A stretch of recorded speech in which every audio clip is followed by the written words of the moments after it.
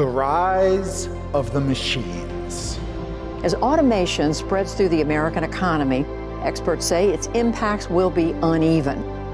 In the world that we are creating very quickly, we're going to see more and more things that look like science fiction and fewer things that look like jobs.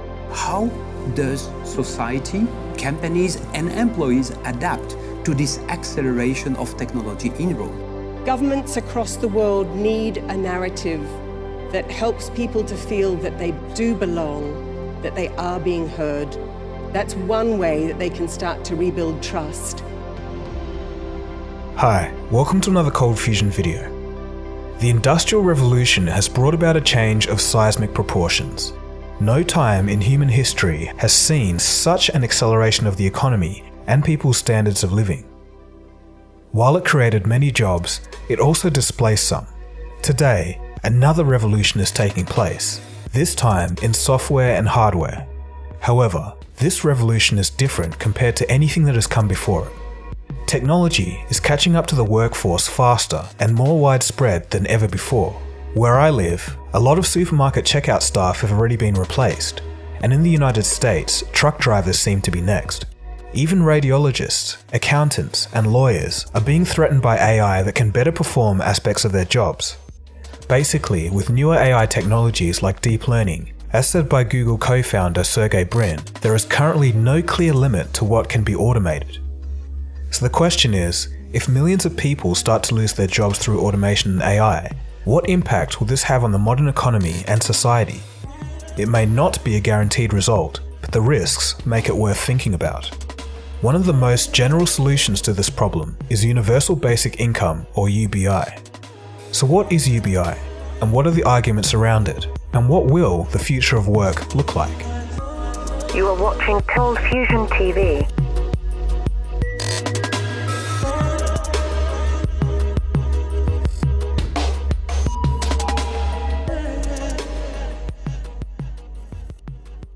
Universal basic income is an idea that dates back centuries. 16th century philosophers wrote about a utopia where each citizen is relieved of the burden of worry over ensuring their essential needs.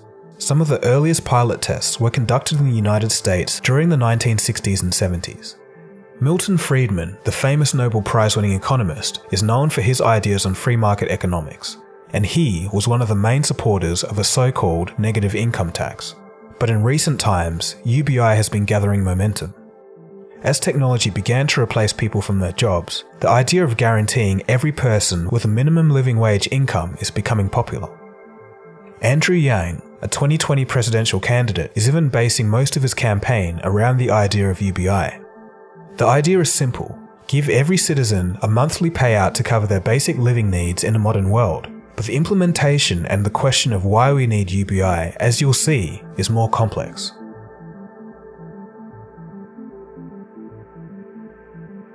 Remember going to Blockbuster? There are a few staff there and many other people behind the scenes delivering the videos to the store and so on. Well, thanks to human ingenuity, we can now stream movies and TVs online in the comfort of our own homes. One could argue that the internet and Netflix killed the video store clerk. The same has largely happened to supermarket checkout workers. They've been replaced by self-serve machines. Researchers estimate between 20 and 30% of all jobs will be lost by automation by 2030. Here's a breakdown of those jobs that will be lost by this time. So right now, repetitive low-skilled work is most at risk of automation. Skilled jobs may be at risk too. A recent study put lawyers and AI against each other. Their task was to review non-disclosure agreements.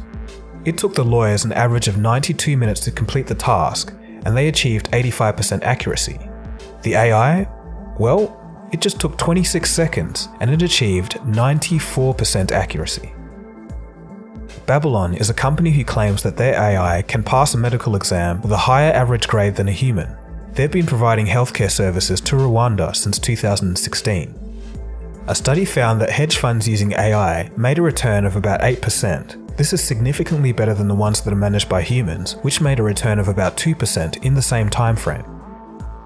In military use, an AI developed at the University of Cincinnati was able to defeat an experienced Air Force colonel every time in a simulated air battle.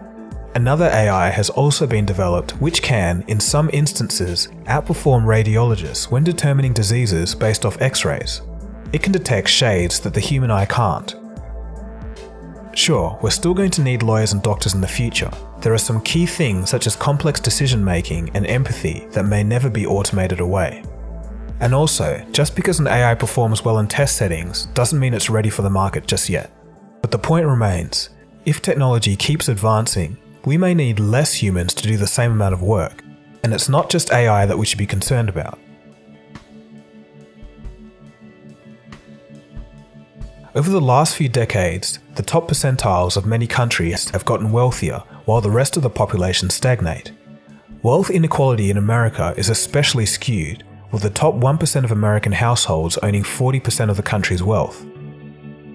For those curious as to why wealth inequality is happening in the first place, it's largely because of central bank monetary policy. If you've watched some of my older financial videos, this should be of no surprise. But now, I'm not just saying it. The Dutch central bank recently came out with a study of over the past 100 years, including the 12 most advanced economies, and they've come to the same conclusion. Loose central bank policy causes wealth inequality. So what does this wealth inequality mean for a future where low-skilled labour is being replaced by high-tech machines?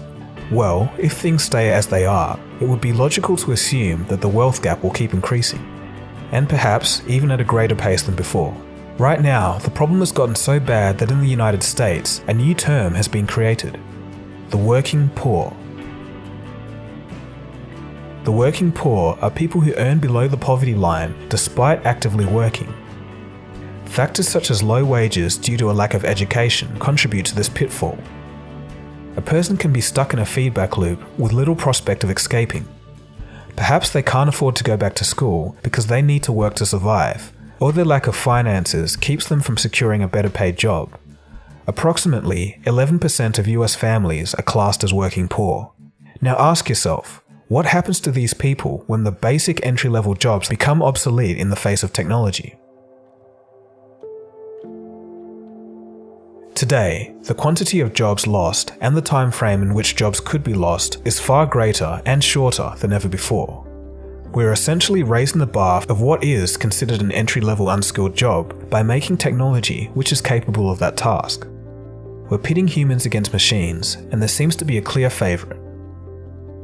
Humans can only work about 8 hours a day, they need lunch breaks and time off. An algorithm or a robot can work basically 24/7, it doesn't need any of that other stuff.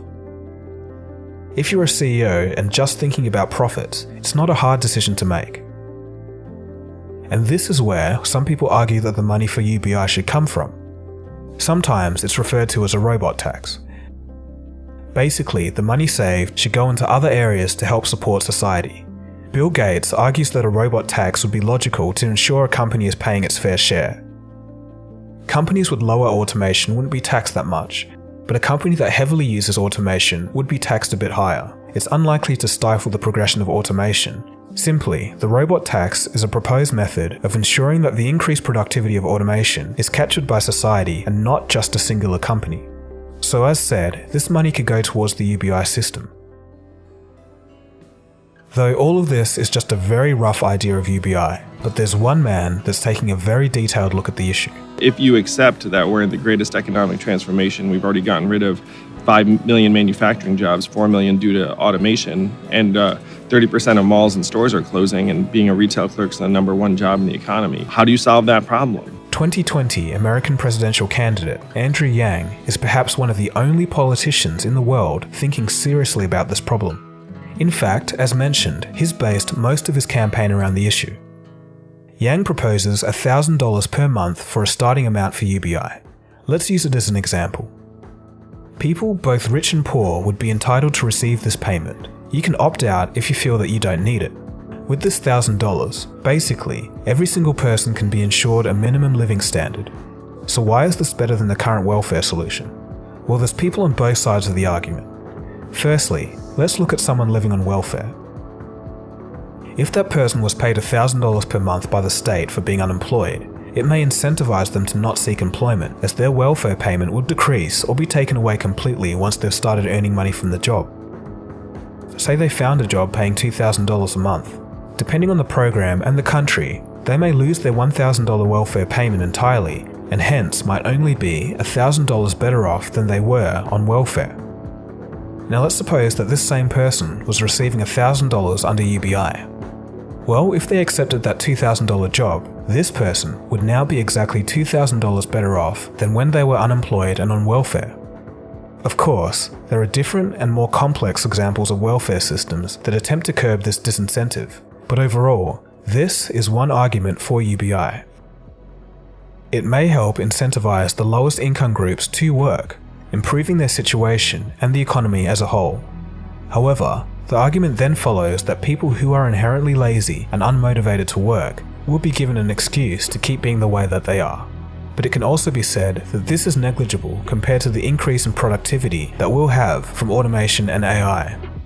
But then again, it's in people's human nature to not just survive but live comfortably, maybe a better education for their kids, a bigger car or a bigger house. There are more motivations to work than simply covering the necessities, and this is what UBI aims to address. People might also decrease their time at work in order to spend more time doing what they love and less of what they have to do. But in the face of increasing automation and AI, this may not be their choice, and we'll get to that in a bit. So where is all of this money magically going to come from? Well, as mentioned before, that's where taxes and companies join the conversation.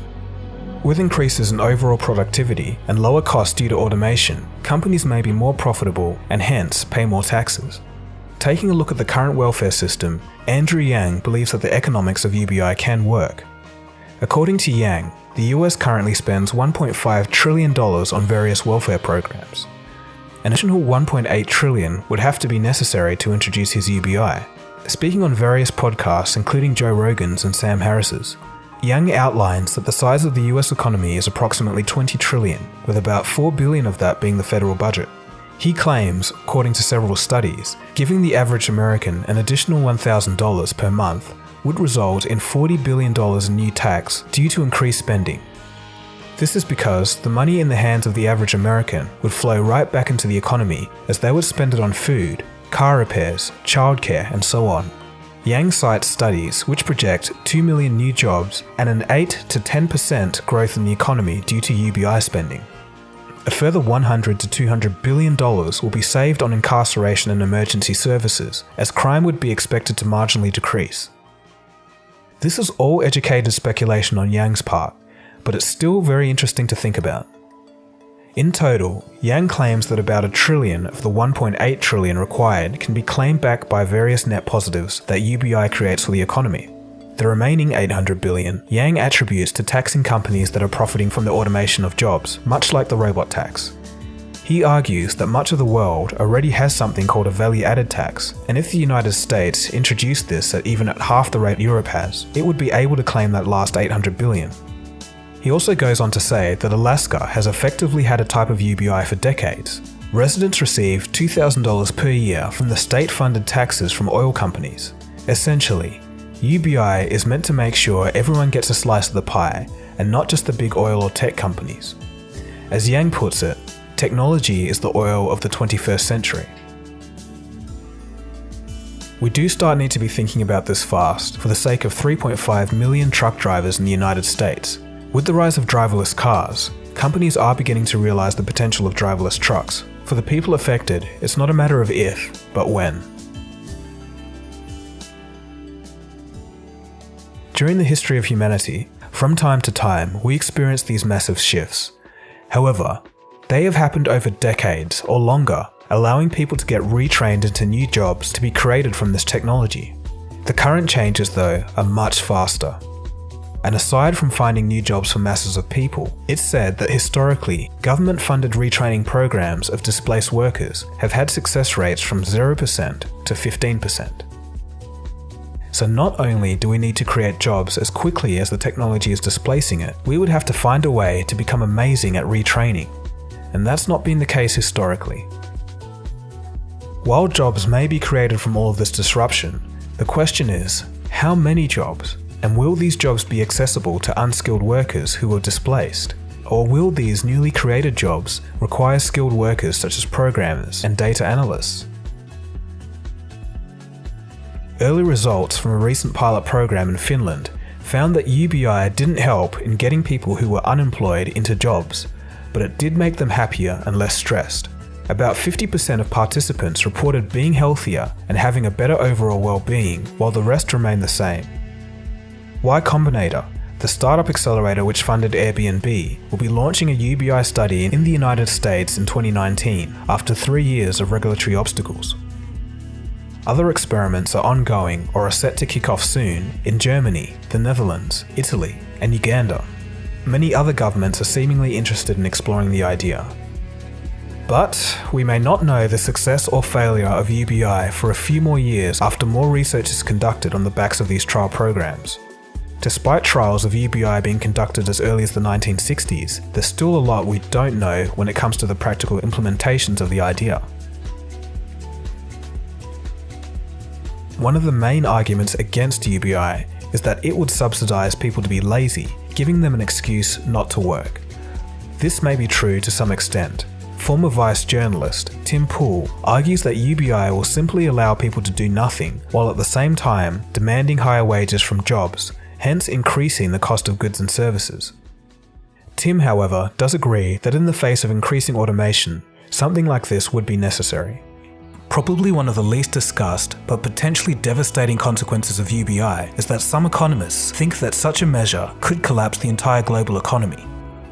So if you understand and can recognize the data and math behind these indicators, then you don't have to so much guess what's going to happen. You could follow the data, and this way you could try to be on the right side of the trade. I believe the bond market will absolutely implode in the near future, but you have to understand the dynamic behind that to occur.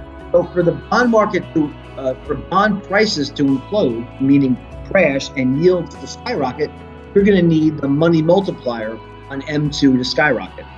For that to happen, you're going to need things like modern monetary theory, universal basic income. You need to go around and circumnavigate the banking system and send cash directly to people. That's all coming in the wake of the next recession. It's just not going to happen now. As they state, a measure such as UBI could cause the United States bond market to crash. A bond market crash is much worse than a stock market crash or a recession, because this indicates a lack of confidence in the fundamental fiat currency or the government controlling that currency. And when that happens, it's very hard to recover from.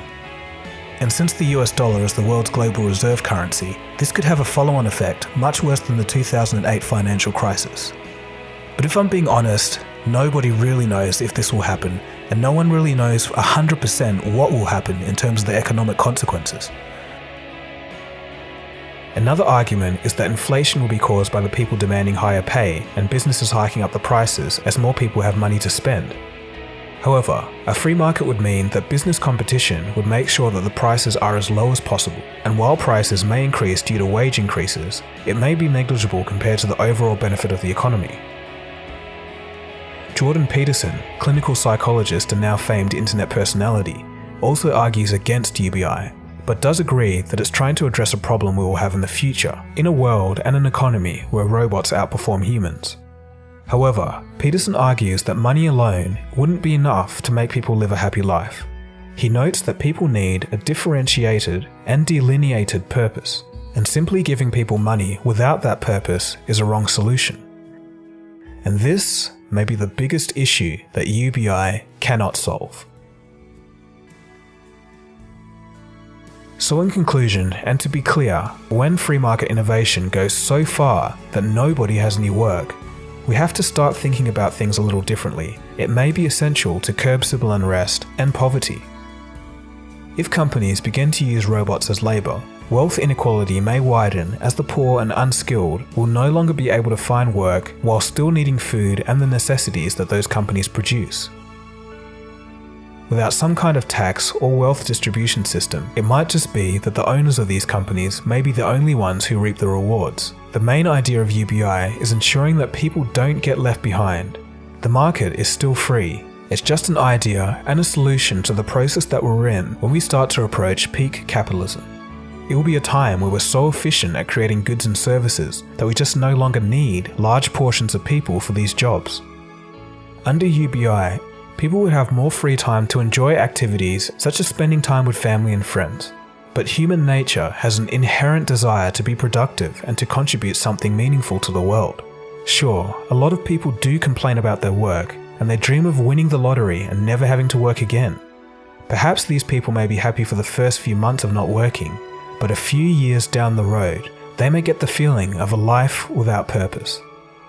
When it comes to UBI, people often flippantly say, well, now everyone is free to pursue their own passion, but they forget the empathetic angle. Everyone isn't them. There are also a lot of people in this world without passions or hobbies.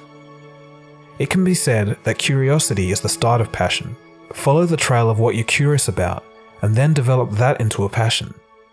Others still might even find that hard to do. So what happens to them?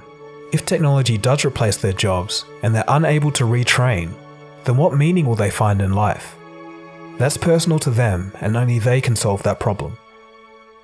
So automation is on the way. Advances in technology are too great to ignore. The people at the bottom of the workforce are going to start being replaced. UBI may be able to solve the issue of how everyone will be able to feed themselves in this future, but what about that more burning question of purpose? Now that might be harder to solve.